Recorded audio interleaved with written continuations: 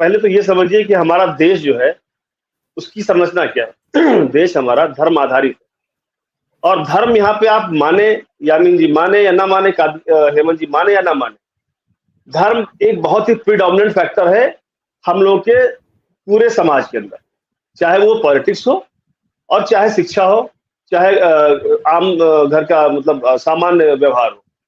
अगर धर्म इतना छोटा मुद्दा होता तो आप मुझे बताइए कि लोकसभा चुनाव के पूरे कार्यक्रम में, मतलब पूरे प्रचार के दौरान, फिर वोटिंग के दौरान, उसके बाद अभी जो सदन में सत्र चला है विशेषकर, उस पूरे सत्र के दौरान धर्म ही केंद्र में रहा। पहले भी धर्म की राजनीति चुनाव से पहले होती रही, और सदन के अंदर भी ईसा मसीह का चित्र ला करके, इस्लाम का चित्र ला करके, शिव जी का चित्र ला करके, गुरु नानक जी का चित्र ला करके धर्म को ही, धर्म की राजनीति को हवा देने का प्रयास किया जाए।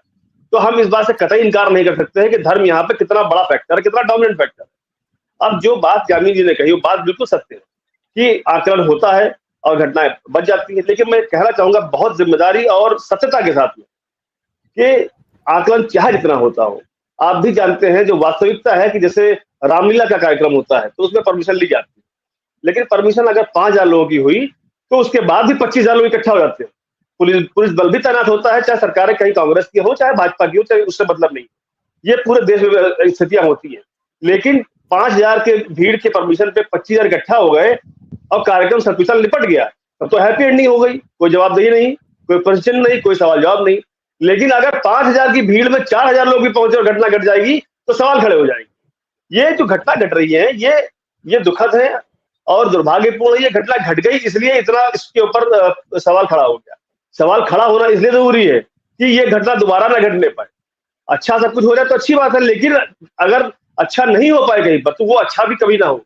इसलिए ना हो कि जो भी इसमें लोग मर गए हैं, जिन लोगों की दुखद मृत्यु हो गई है 21-22 लोगों की, उसमें अधिकतर आप देखिए गरीब तबके के लोग, जाट और समाज के लोग हैं, अशिक्षित लोग हैं।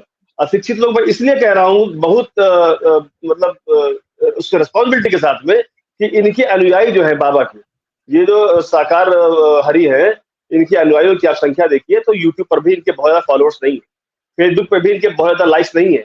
इसका साफ मतलब यह है कि ये ऐसे लोगों के बीच में इनकी पैठ है जिन लोगों के पास में टेक्नोलॉजी का एक्सेस नहीं है उतना ज्यादा। अब टेक्नोलॉजी का एक्सेस देश में किन लोगों के पास नहीं है ये बताने की जरूरत नहीं है। जो लोग गरीब है, जो लोग शिक्षित नहीं है, उनके पास नहीं है। शिक्षित नहीं है, गरीब है, भले उनके पास मोबाइल हो सकता है उनके पास स्मार्टफोन हो, लेकिन स्मार्टफोन में किस चीज को, यूट्यूब को कहां से एक्सेस कर रहा है ये जानकारी इनको अशिक्षा के भाव में, इसलिए ऐसे लोगों का इनका अनुयायी है। विवेक जी, इसमें एक जो मैंने पहले भी कहा था, एक समाधान और सुझाव मैं देना चाहता हूँ कि रिस्पॉन्सिबिलिटी अगर प्रशासन को लेना है तो उसको उसका तरीका बहुत बेहतर ये रहेगा कि अगर आयोजन करता 1 लाख की भीड़ की व्यवस्था करते हैं तो 1 लाख नहीं बल्कि 2 लाख लोगों का जो भी साजो सम्मान उसमें लगे उसका पेमेंट सरकार ले और सरकार उसकी व्यवस्था कराए। सरकार के पास पर्याप्त मशीनरी है। हम ये नहीं कह सकते कि हमारे पास पुलिस बल कम है, हाँ संख्या के अनुपात में तो कम है अन्य बहुत सारे पश्चिमी देशों की तुलना में, लेकिन फिर भी मतलब भर का है। जब हम लॉ एंड ऑर्डर को कंट्रोल कर सकते हैं तो ये भी कर लेंगे। अगर आप डबल चार्ज करिए और व्यवस्था को आप मुहैया कराइए तो शायद इस प्रकार की घटनाएं घटने से बच जाएगी। एक चीज और मैं इसमें कह देना चाहता हूँ कि इस प्रकार के बाबाओं की जो निष्ठा है उसकी जांच करनी चाहिए। देखिए 1990 के दशक में जब बाबा का उदय हुआ उस समय कांग्रेस से ये समाज शिफ्ट हो रहा था, बैकवर्ड SC/ST वोट शिफ्ट हो रहा था और कमंडल और मंडल की राजनीति यहाँ पे चालू हो चुकी थी। मुख्यमंत्री मुलायम सिंह जी की और मायावती की सरकारें आ रही थी। उसी सरकार में इसका उदय। ये आप देखिए रहने वाला बाबा कहाँ का है, एटा का रहने वाला, इटावा का रहने वाला है। इटावा में के रहने वाले अखिलेश जी की सरकार, अखिलेश जी की उन्होंने इसको बढ़ाया। मायावती की सरकार आई तो जाटो वोट खींचने के लिए मायावती ने प्रधानमंत्री बनाया, फिर सरकार बनी अखिलेश जी की तो फिर उन्होंने उसको प्रमोट किया। तो इन लोगों ने इसको बढ़ाया है, उसका दमन करेगी भारतीय जनता पार्टी। भारतीय जनता पार्टी ने नजीर पेश करी है। देखिए आप बीजेपी सरकार में आने के बाद में जब पहली बार दंगा उत्तर प्रदेश में हुआ, जब हिंदू मुस्लिम दंगा पहली बार NRC के मुद्दे पे हुआ तो बाबा ने ऐसा दमन चक्र चलाया कि उसके बाद आप 7 साल हो चुके हैं दमन चक्र बाबा पे चलाओ। अपराधी जो चाहे मुख्तार अंसारी हो, चाहे अतीक अहमद हो, चाहे विकास दुबे हो, जो अपराधी बसपा सपा सरकार में पड़े उनको मुख्यमंत्री ने निपटाने का काम किया। आज उत्तर प्रदेश के अंदर कहीं भी ऑर्गेनाइज क्राइम नहीं देखने को मिलता है।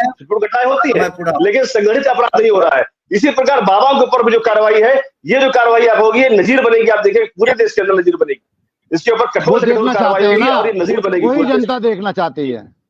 बाबा कार्रवाई तो देखेंगे करें, यामीन जी, हमारे बिल्कुल बाबा। देखेंगे। हाँ, योगी बाबा, ठीक है। ये बाबा नहीं, ढोंगी बाबा नहीं, योगी योगी बाबा करेंगे, बाबा। बिल्कुल कार्रवाई करेंगे, माननीय मुख्यमंत्री जी कार्रवाई ठीक है। करेंगे। जैसे ही इसका लिंक ठीक। एस्टैब्लिश हो जाएगा, उसको तत्काल पकड़ के उसको अंदर किया जाएगा, उसके ऊपर कार्रवाई 302 ठीक के है। तहत होगी। सॉरी, ठीक है। हत्या के तहत। ठीक है रंजन, ठीक है रंजन जी। तो आज की चर्चा में हम लोग इस दुखद घटना के अलावा भी